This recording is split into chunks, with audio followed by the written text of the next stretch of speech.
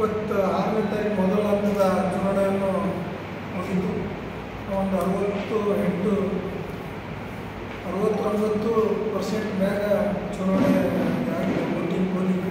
ಅದೇ ರೀತಿಯಾಗಿ ಎರಡನೇ ಹಂತದ ಈ ಒಂದು ಚುನಾವಣೆಯನ್ನು ನಿಮಿತ್ತವಾಗಿ ಪತ್ರಿಕಾಗೋಷ್ಠಿ ಮಾಡಲಿಕ್ಕೆ ಒಂದು ಮೇ 7ನೇ ತಾರೀಕು ನಡೆಯಲಿರುವ ಚುನಾವಣೆ.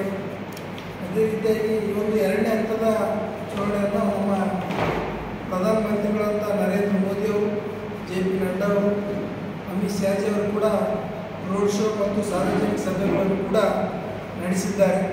ಅದೇ ರೀತಿಯಾಗಿ ಒಂದು ಎರಡನೇ ಹಂತದ ಚುನಾವಣೆಯನ್ನು ನಮ್ಮ ತಮಿಳುನಾಡಿನ ರಾಜ್ಯದ ಅಣ್ಣಾಮಲೈ ಕೂಡ ಭಾರತೀಯ ಜನತಾ ಪಕ್ಷದ ನಮ್ಮ ಎರಡನೇ ಹಂತದ ಚುನಾವಣೆ ಅಭ್ಯರ್ಥಿಗಳ ಪರವಾಗಿ ಕೂಡ ಒಂದು ಸಾರ್ವಜನಿಕ ಸಭೆಗಳು ರ್ಯಾಲಿಯನ್ನು ಮಾಡಿದ್ದಾರೆ. ಅದೇ ರೀತಿಯಾಗಿ ನಮ್ಮ ಕರ್ನಾಟಕದ ರಾಜ್ಯದಲ್ಲಿ ಆಗಿರುವಂಥ BS ಯಡಿಯೂರಪ್ಪನವರು, ರಾಜ್ಯದ ರಾಜ್ಯಾಧ್ಯಕ್ಷರಾದ PA ವಿಜೇಂದ್ರನವರು ಕೂಡ ಈ ಒಂದು ಬಿರುಸಿನ ಪ್ರಚಾರದಲ್ಲಿ ಸಕ್ರಿಯವಾಗಿ ಭಾಗವಹಿಸಿದ್ದಾರೆ. ಒಂದು JDS ಮತ್ತು BJP ಸಮನ್ವಯತೆಯಿಂದ ಅಭ್ಯರ್ಥಿಗಳ ಗೆಲುವು ನಿಶ್ಚಿತ. ಅದೇ ರೀತಿಯಾಗಿ ಒಂದು ಕಾಂಗ್ರೆಸ್ ಹತಾಶಗೊಂಡಿದೆ. ಕಾಂಗ್ರೆಸ್ ಹೀಗೆ ತನ್ನನ್ನು ಸೋಲು ಒಪ್ಪಿಕೊಂಡಿದೆ. ಸನ್ಮಾನ್ಯ ಶ್ರೀ ನರೇಂದ್ರ ಮೋದಿ ಅವರನ್ನ ಇಲ್ಲ ಸಲ್ಲದ ಸುಳ್ಳು ಆರೋಪಗಳು, ಅವರು ಇಲ್ಲ ಸಲ್ಲದ ವಿಡಿಯೋಗಳನ್ನು ಸುಳ್ಳು ಸುದ್ದಿಗಳನ್ನು ಹರಡಿಸುತ್ತಾ ಈ ಒಂದು ಸೋಲನ್ನು ಈಗಾಗಲೇ ಕಾಂಗ್ರೆಸ್ ಒಪ್ಪಿಕೊಂಡಿದೆ.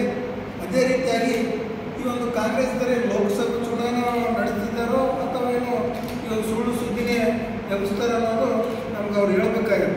ಅದೇ ರೀತಿಯಾಗಿ ಈ ರಾಹುಲ್ ಗಾಂಧಿ ಅವರು ಪ್ರಧಾನಮಂತ್ರಿ ಆಗಬೇಕಂದ್ರೆ ರಾಹುಲ್ ಗಾಂಧಿ ಅವ್ರ ಹೆಸರು ಅವ್ರ ನಾಯಕತ್ವನೇ ಈಕ್ವಲ್ ಆಗ್ಯದ.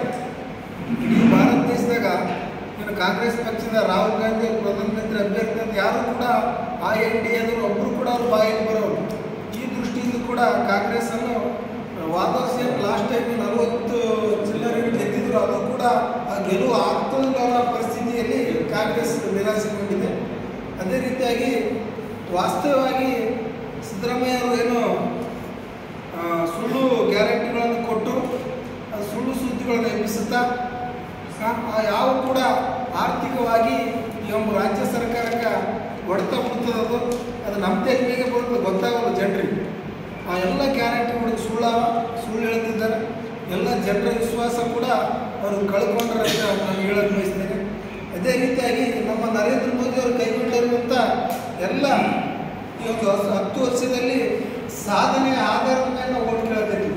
ಯಾವುದೇ ಜಾತಿ ಯಾವುದೇ ಆಧಾರದ ಮೇಲೆ ನಾವು ನಮ್ಮ ಸಾಧನೆಗೆ ನಮ್ಗೆ ಓಟ್ ಕೊಡಿ. ಸನ್ಮಾನ್ಯ ಶ್ರೀ ನರೇಂದ್ರ ಮೋದಿ 10 ವರ್ಷಗಳ ಒಳ್ಳೆಯ ಸಾಧನೆಯನ್ನು ಮಾಡಿದ್ದೀವಿ. ಸಾರ್ವಜನಿಕವಾಗಿ ಸಾಮರಸ್ಯ ಸಮನ್ವಯತೆಯಿಂದ ಈ ಭಾರತ ದೇಶವನ್ನು ಒಗ್ಗೂಡಿಸ್ಕೊಂಡು ಹೊಂಟರ. ಆ ದೃಷ್ಟಿಯಿಂದ ಕೂಡ ನಾವು ಮತವನ್ನು ಕೇಳಿದ್ವಿ. ಈ ಒಂದು 2 ಕೋಟಿ ಉದ್ಯೋಗ ಕೊಟ್ಟಿದ್ದಾರೆ. ಎಷ್ಟೋ ನಮ್ಮ ಇನ್ಫ್ರಾಸ್ಟ್ರಕ್ಚರ್ ಡೆವಲಪ್ಮೆಂಟ್ ಆದಾಗ ಉದ್ಯೋಗ ಅವಕಾಶ ತಾನಾಗಿ ಹೆಚ್ಚಾಗ್ತದೆ. ಕಾಂಗ್ರೆಸ್ದವ್ರು ಆರೋಪ ಮಾಡ್ತಾರೆ ಯಾವ ಉದ್ಯೋಗ ಇಲ್ಲ, ಯುವಕರೆಲ್ಲ ಅದಾಗಿರೋ ಅಂತ ಹೇಳ್ತಾರೆ. ಯಾವ ಇನ್ಫ್ರಾಸ್ಟ್ರಕ್ಚರ್ ಡೆವಲಪ್ಮೆಂಟ್ ಅಂತ ಅದೇ ರೀತಿಯಾಗಿ ಒಂದು ಉದ್ಯೋಗಗಳು ಅದೇ ರೀತಿಯಾಗಿ ಹೆಚ್ಚಾಗ್ತಾವೆ. ಅದು ಕೂಡ ಈಗ 2014ರಲ್ಲಿ 15 ಭವಿಷ್ಯ ನಿಧಿ ಖಾತೆ 2022ರಲ್ಲಿ 22.50 ಕೋಟಿ ದಾಟಿದೆ. 2014ರಾಗ 15.54 ಕೋಟಿ ಭವಿಷ್ಯ ನಿಧಿ ಖಾತೆಯಲ್ಲಿತ್ತು. ಈಗ ನಾವು 2022ರಲ್ಲಿ ಇದೇ ಸಂಖ್ಯೆ 22.5 ಕೋಟಿ ದಾಟಿದೆ. ಇದರ ಅರ್ಥ ಉದ್ಯೋಗಿಗಳ ಸೇರ್ಪಡೆ ಹೆಚ್ಚಾಗಿದೆ. ಇದು ಕಾಂಗ್ರೆಸ್ನವರ ಕಣ್ಣಿಗೆ ಕಾಣವಲ್ದು. ಈ ಟೈಪ್ ಎಲ್ಲ ಡೆವಲಪ್ಮೆಂಟ್ ಮಾಡಕ್ಕಂತೀವಲ್ಲ ಅದ್ರ ಸಲಕ. ಅದೇ ರೀತಿಯಾಗಿ ಎಲ್ಲ ಸಾರ್ವಜನಿಕ ಉದ್ಯಮದಲ್ಲಿ MSMEಯಲ್ಲಿ ಕೂಡ ಸಾವಿರಾರು ಉದ್ಯೋಗಿಗಳು ಅವರ ಡೆವಲಪ್ಮೆಂಟ್ ಅವರೇನು ಸಂಸ್ಥೆ ಇರೋದು ಅದು ಹೆಚ್ಚಾಗಿ ಉದ್ಯಮಿಯಲ್ಲಿ ಕೆಲಸದಲ್ಲಿ 1.3 crore ಜನರಿಗೆ ಉದ್ಯೋಗ ಸಿಗ್ತಾರೆ.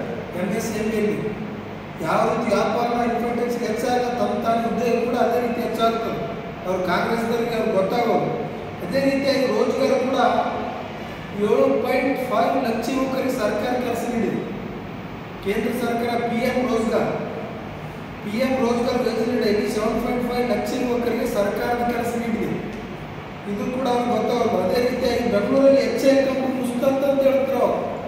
ಕಾಂಗ್ರೆಸ್ HAL ಕೂಡ ಅತಿ ಹೆಚ್ಚು 84,000 ಕೋಟಿ ಕಾರ್ಯದರ್ಶಿ ಪಡೆದಿದೆ. ಅದೇ ರೀತಿ ಈಗ 50,000 ಕೋಟಿ ಪಡೆಯಲು ಹಂತದಲ್ಲಿ ಅದು.